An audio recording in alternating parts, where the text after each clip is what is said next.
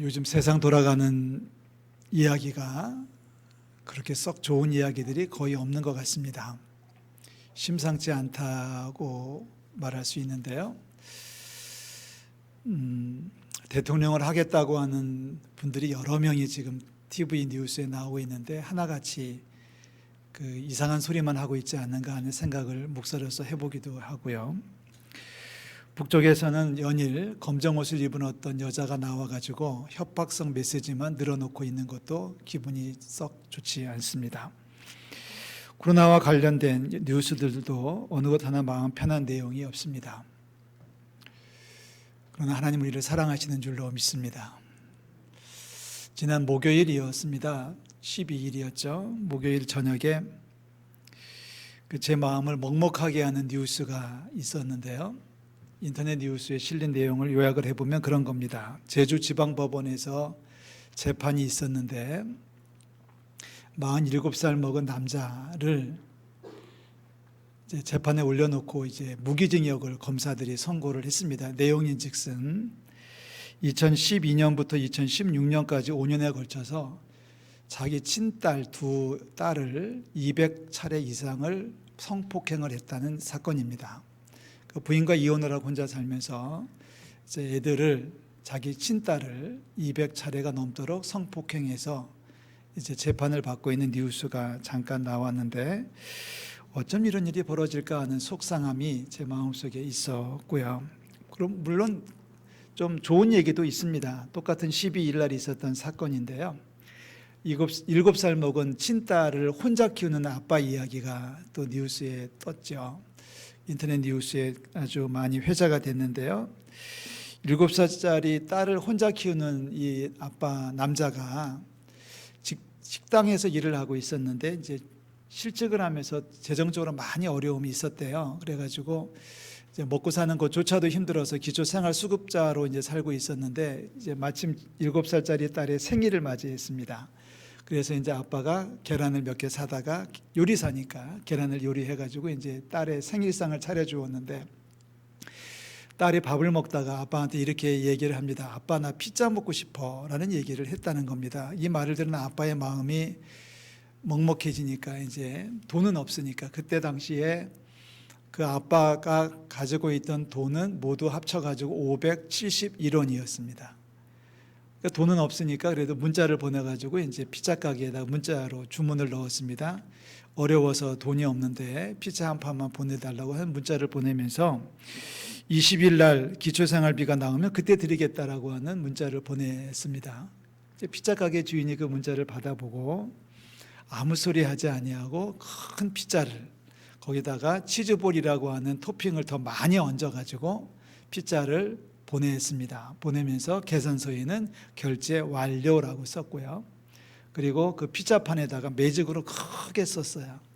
이렇게 썼습니다. 부담 갖지 마시고 또 따님이 먹고 싶어하면 연락 주세요 용이라고 썼습니다. 제가 그대로 읽으면 그렇습니다. 연락 주세요 용이라고 썼는데 32살 먹은 총각 사장 황진성 씨의 피자 가게 이야기입니다.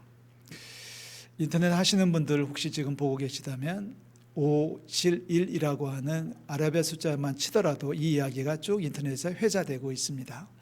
따뜻한 이야기죠. 물론 혼자 딸을 키우는 이야기는 가슴 먹먹하지만 571원밖에 없다고 하는 이야기는 가슴이 아프지만 그래도 따뜻한 사람들이 있다고 하는 것은 분명히 우리들에게 기쁨일 수 있습니다. 자꾸 어려운 일만 보지 마시고 싸우는 것만 보지 마시고 우리 주의 말씀으로 무장하는 우리 성도들 됐으면 참 좋겠다 싶어지네요. 우리 시대의 특징을 여러 가지 표현으로 가능하겠습니다마는 슬픔과 눈물, 닫혀있는 문, 그리고 불신이라고 정리를 할 수 있지 않겠습니까? 너무 슬퍼서 너무 속이 상해서 눈물을 흘리고 있고 세상이 불안하고 무서워서 문을 닫고 숨어 있고 그리고 누구의 말도 믿지 못하고 혼자 외롭게 살아가고 있는 불신의 모습이 오늘을 살아가고 있는 우리들의 모습이 아닐까 싶습니다.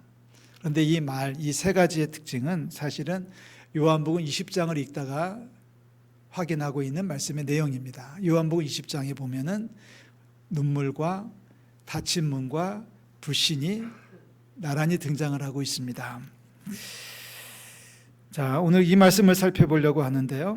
요한복음 20장은 예수님께서 부활하시고 나서 첫 아침을 이야기하는 것으로 시작합니다. 여러분 20장 1절에 보시면 안식 후 첫날 아침 일찍이 아직 어두울 때라고 시작을 하고 있어요.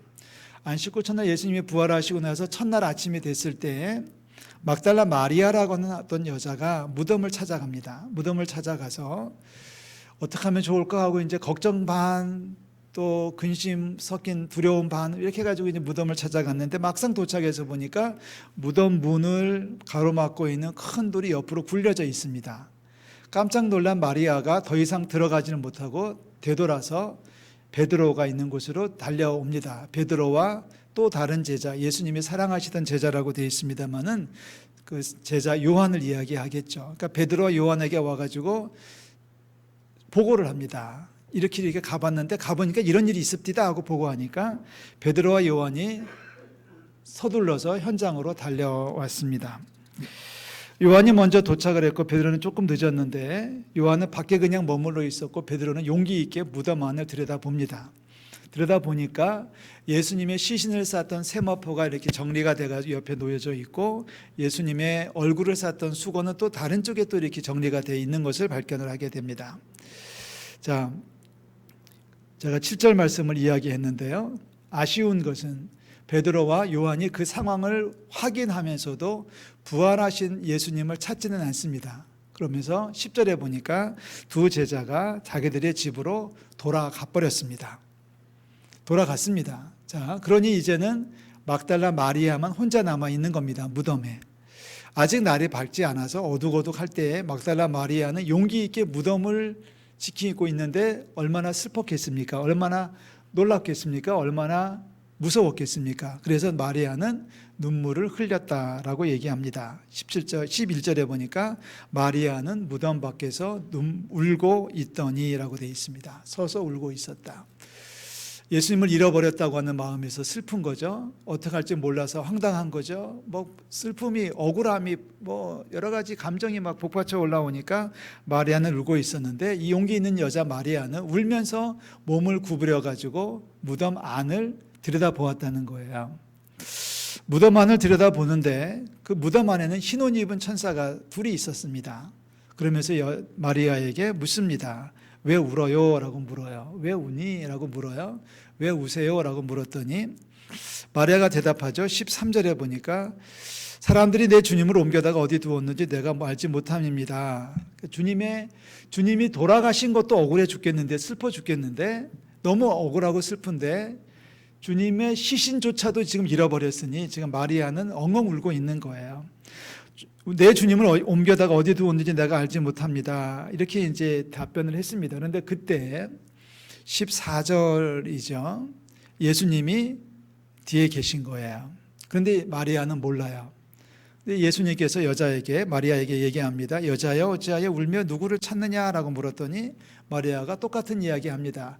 어디 두었는지 혹시 알고 계시면 저한테 알려주시면 제가 모시고 가겠습니다. 수습을 하겠습니다. 이런 식으로 얘기하니까 예수님께서 그 말을 들으시고 이제는 마리아의 이름을 부릅니다. 마리아야 하고 불러요. 마리아야.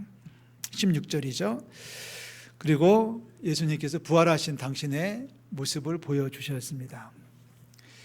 그리고 나서 마리아는 무덤 문을 나와가지고 제자들 있는 곳으로 달려가서 부활의 소식을 전했다는 겁니다. 이것이 오늘 우리가 읽는 첫 번째 이야기입니다. 눈물과 슬픔과 눈물의 현장입니다. 자, 두 번째 이야기는 19절부터 우리가 읽게 되는데요. 자, 그날 저녁이 되었네요. 아침 일찍 마리아로부터 예수님의 부활 소식을 들은 제자들이 하루를 쭉 보냈습니다. 뭘 하고 지냈는지는 모르겠지만 이제 날이 어두워지고 있을 저녁입니다. 날이 어두워지고 있을 때 모든 문들을 다 닫고 숨어 있었습니다. 유대인들이 무서워서. 사람들이 무서워가지고 문들을 닫았다고 되어 있습니다. 그러니까 현관문도 닫았다는 얘기고요. 또 뒷문도 닫았다는 얘기고요. 심지어는 창문까지도 다 닫았다는 뜻입니다.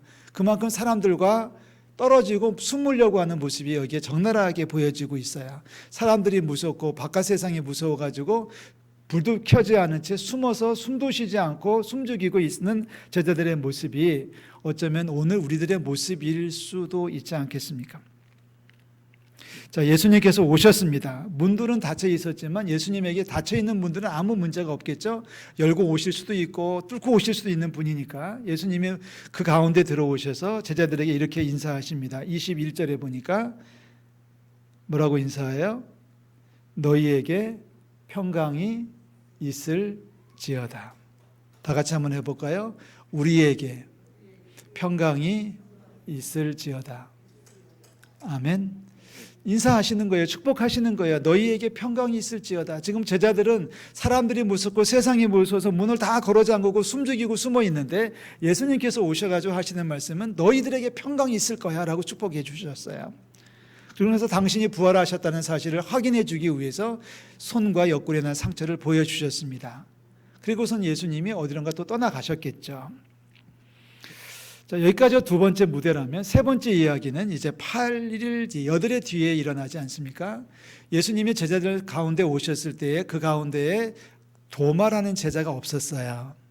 이 도마는 아마 베드로나 다른 제자들을 통해서 예수님의 부활 이야기를 분명히 들었겠죠. 그런데 그 이야기를 들을 때마다 도마는 뭐라고 하냐면 나 그 손을 만져봐야 되겠어. 손가락을 넣어봐야 되겠어. 옆구리에 손가락을 넣어봐야지 내가 못 믿어라고 불신하고 있던 도마입니다. 그러면서 일주일이 지나고 8일자가 됐을 때, 여드레가 지냈을 때, 오늘 우리가 읽었던 24절, 26절 말씀이죠. 제자들이 다시 집안에 있을 때에 도마도 함께 있는데 문들은 여전히 닫혀 있고 예수께서 오사 가운데 서서 이르시되 26절 마지막에 너희에게 평강이 있을지어다. 그리고 예수님은 도마를 부릅니다. 도마야, 이리 와봐. 도마는 특별히 못 믿는다고 했으니까 특별히 내가 보여줄게 하면서 손에 난 상처를 보여주시고 옆구리에 난 상처를 보여주시면서 네 손을 넣어봐. 네 손가락으로 만져봐. 야, 너 앞으로는 믿음 없는 자가 되지 말고 믿는 자가 돼야 돼 라는 말씀으로 축복해 주셨습니다. 세 번째 사건입니다. 믿지 못하는 사람에게 오셔서 평강을 선물하시고 그리고 예수님이 부활하셨다는 사실을 분명히 알려주시고 있습니다. 제가 요한복음 20장을 무게 있게 다루고 싶은 이유는 바로 그겁니다. 이것이 오늘 우리들의 모습이라고 하는 거죠. 예수님을 믿지 못하고 예수님의 부활을 받아들이지 못하기 때문에 울고 있고 숨어 있고 믿지 못하는 세상. 지금 우리가 그렇습니다. 우리가 똑같습니다. 너무 슬퍼서 울고 있고 너무 슬퍼서 눈물이 줄줄줄 흐르고 있습니다. 요즘 가끔씩 주변에 계신 목사님들을 만나는데 전화를 하는 목사님들도 계시는데 교회가 너무 어렵다는 거예요. 저는 지금까지 그렇게 교회가 어렵다고 하면서 우는 경우를 거의 못 봤습니다. 뭐 IMF라든지 무슨 사건이 있을 때도 많이 세상의 경기가 어려워서 어려웠다고 하지만 목사님들이 울지는 않았거든요. 근데 요즘은 전화해서 울어요. 요즘 너무 어려워서 울어요. 이렇게 얘기를 해요. 우는 이유는 딱 한 가지죠. 성도들이 떠나고 사라졌기 때문에 운다는 거죠.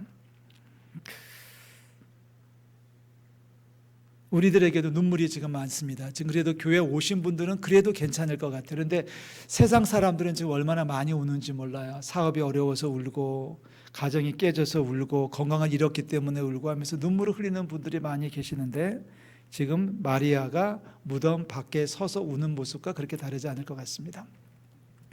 세상이 무섭습니다. 그래서 밖에 나오지 못하고 문을 걸어 잠그고 집안에 숨어 있는 분들이 굉장히 많습니다. 그런데 여기 오신 분들은 그래도 외출을 하신 거예요. 오늘 현장에 와 계신 분들은 아이러니하긴 합니다. 이 어려운 시절에 휴가철이라고 제주도에 사람이 많고 강원도에 사람이 버글버글한 이유는 모르겠습니다. 그런데 그런 사람들은 아주 소수일 거라고 저는 봐요. 그리고 뭐 요즘 가끔씩 TV 뉴스에 문제가 되고 있는 사람들 있지 않습니까? 문 닫아 걸고 숨어 있는 게 아니라 문 닫아 걸고 뭐 하고 있는 사람들? 술 먹고 있는 사람들. 밤새도록. 아주 소수일 거라고 저는 그렇게 믿고 싶어요. 믿고 싶습니다. 정말 대다수의 사람들은 문을 닫아 걸고 무서워서 숨어 있는 경우가 대부분이죠. 그래서 외출하자고 해도 나오라고 해도 무서워서 못 나오는 사람들. 너무 무서워서 나오지 못하는 사람들이 너무 많이 있습니다. 그러나 예수님께서 찾아가 주셔서 평강을 선물해 주시는 줄로 믿습니다. 불신도 마찬가지죠. 뭐 하나님도 믿지 못하고 학교에 가면 선생님 말도 믿지 못하고 TV 뉴스에 나오는 대통령의 말도 믿지 못하면서 불신으로 살아가는 사람들이 얼마나 많은지 모르겠습니다. 지금부터 2300년 전에 이사야 선지자가 외쳤던 말씀을 기억하십니까? 너희는 여호와를 만날 만한 때에 찾으라. 여호와를 가까이 계실 때에 부르라 말씀하셨습니다. 만날 만한 때에 찾고 가까이 계실 때에 그를 부르라고 말씀하셨던 이사야 선지자의 외침에 대해서 요즘 우리가 응답해야 될 때가 아닌가 하는 생각을 가져봅니다. 하나님을 만날 만한 때, 하나님 우리와 가까이 계실 때가 언제냐? 저는 믿습니다. 오늘이고 지금이라고 믿습니다. 오늘은 우리가 가장 열심히 주를 찾아야 될, 주님을 불러야 될 가장 우리 삶 가운데서 주님이 가장 필요한, 우리의 인생 가운데서 주님이 가장 필요한 시절을 우리는 지금 살고 있습니다. 하나님을 꼭 만나야 된다면 바로 오늘이고 지금입니다. 지금이야말로 우리에게 예수님이 꼭 필요합니다. 너무 어렵기 때문에 그렇습니다. 우리 눈에서 눈물이 흐르기 때문에 그렇고요. 무서워서 나가지 못하기 때문에 그렇고요. 그리고 믿지 못하는 세상이기 때문에 우리는 주님이 정말로 필요한 거죠. 너무 슬퍼서 눈물이 흐르지만 우리 눈에서 눈물을 닦아주시는 분은 우리 예수님밖에 없는 줄로 믿습니다. 우리가 무서워서, 세상이 무서워서 숨어 있다고 할지라도 우리에게 평안을 주시는 분은 우리 구주 예수 그리스도이신 줄로 믿습니다. 너희에게 평강이 있을지어다. 우리가 믿지 못하고 우리가 아무것도 받아들이지 못하고 있을 때에 친히 오셔서 당신의 손과 옆구리에 난 상처를 보여주시면서 봐라, 내가 너를 위해서 이 십자가를 짊어졌도다 라고 말씀하시는 분은 우리 하나님이시고 하나님의 사랑이신 줄로 믿습니다. 기억하십시오. 요즘 우리는 가장 힘든 시간을 보내고 있는 것이 아니고요. 요즘 우리는 하나님을 가장 가까이 모시고 사는 때를 걸어가고 있는 줄로 믿습니다. 오늘이 광복절입니다.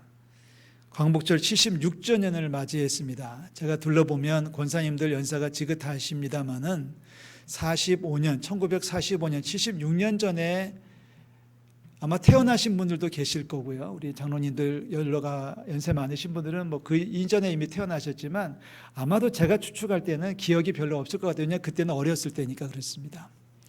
광복절의 기억이 점점점 사라지고 있는 게 문제 아닙니까? 오늘은 교회에서 해방기념주일로 지내고 있습니다. 여러분 기도해 주시고 또 분명한 믿음으로 사시기를 부탁을 드려요. 일제의 탄압, 이제는 일제만이 아니라 그 어느 나라, 그 어느 민족에게도 그 누구에게도 무릎을 꿇지 않는 우리나라 우리 민족이 될 줄로 믿습니다. 아멘. 국방, 외교, 정치를 포함해서 경제, 문화, 예술 모든 분야에 걸쳐가지고 우리는 그 누구에게도 종속되지 않는 이 나라 대한민국이 될 줄로 믿습니다. 성도들은 하나를 더 뛰어넘어야 됩니다. 성도들에게 있어서 우리는 예수님을 믿습니다. 예수님을 그리스도라고 믿고 있지 않습니까? 이 믿음에 굳게 서서 더 이상 다시는 죄와 사망의 종 노릇하지 않는 우리 모든 성도들이 되시기를 주의 이름으로 축원합니다. 더 이상 죄와 사망의 종 노릇하지 않기 위해서 필요한 것은 예수님의 사랑입니다. 예수님의 사랑입니다. 그렇게 되기 위해서 우리는 예수님이 필요한 것이고요. 예수님께서 우리 가운데 오셔서 우리의 눈물을 씻어주실 때만이 평강이 올 것이고요. 주님께서 우리 가운데 오셔서 평강할지어다라고 말씀하실 때 참 평강이 우리의 삶 가운데 임하는 줄로 믿습니다. 그런 의미에서 진정한 해방은 예수님에게 붙들리는 겁니다. 잘 들으십시오. 해방이라고 하는 것은 남에게 붙들리지 아니하고 남에게 예속되지 않고 남에게 억압되지 않는 상태를 해방이라고 말합니다. 그런데 과연 우리 땅에, 우리 세상에 진정한 해방이 있을까요? 우리가 나 혼자 살아간다는 게 가능할까요? 우리가 세상 살면 나 혼자 걸어가는 게 가능하겠습니까? 천만에 절대로 불가능합니다. 우리는 누군가에게 붙들려야만 안전합니다. 그런데 그것이 일제도 아니고 북한도 아니고 예수님에게 붙들릴 때는 참 평강이 우리 가운데 임하는 줄로 믿습니다. 다시 한번 선포합니다. 진정한 해방을 누리시기를 주의 이름으로 축원합니다. 진정한 해방이란 예수 그리스도에게 붙들려서 살아가는 것을 말합니다. 이제까지는 죄와 사망에 붙들려 있었지만 이제부터는 예수님께 붙들리는 진정한 자유자가 되시기를 주의 이름으로 축복합니다. 사도 바울이 로마서에 보낸 편지에서 아주 중요한 말씀을 던져주셨습니다. 로마서 6장 5절인데요. 우리 다 같이 함께 읽겠습니다. 만일 우리가 그의 죽으심과 같은 모양으로 연합한 자가 되었으면 또한 그의 부활과 같은 모양으로 연합한 자도 되리라. 한 번 더 읽을게요. 만일 우리가 그의 죽으심과 같은 모양으로 연합한 자가 되었으면 또한 그의 부활과 같은 모양으로 연합한 자도 되리라. 여기서 중요한 단어는 연합입니다. 연합이라고 하는 것은 뗐다 붙였다 붙였다 뗐다 하는 것이 연합이 아닙니다. 연합이라고 하는 것은 문자적으로는 단단한 아주 강력한 접착제로 붙여서 다시는 떨어지지 않는 상태를 연합이라고 얘기합니다. 그러니까 한번 붙여놓으면 다시는 뗄래야 뗄 수가 없는 상태인 거죠. 우리를 주님께서 하나님의 사랑에 붙여주셨다는 거예요. 우리 주님께서 부활하심으로 우리는 주님과 함께 연합한 자가 됐다고 설명하고 있어요. 그러니까 주님에게 붙은 거예요. 주님에게 연합한 것이 되는 거예요. 사단 마귀가 와서 우리를 떼어놓으려고 하지만 절대로 떨어지지 않습니다. 우리도 떨어질 이유가 없습니다. 왜냐하면 주님과 연합한 자로 살아가는 것이 훨씬 더 행복하고 훨씬 더 충만하고 훨씬 더 기쁘기 때문에 그렇습니다. 주님과 연합한 자가 되시기를 주의 이름으로 축원합니다. 더 진실하게 예배하십시오.